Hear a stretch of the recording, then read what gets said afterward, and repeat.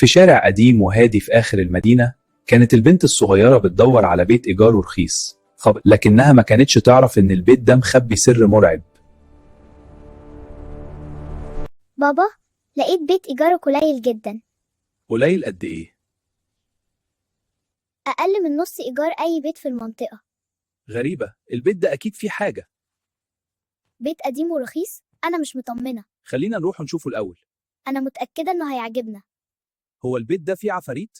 يا عم بلاش أفلام الرعب اللي بتشوفها. أنا بسأل عادي. بعد ساعة وصلت العيلة قدام البيت القديم. هو ده البيت. ليه حاسة إن المكان مخيف؟ يمكن علشان مهجور من زمان.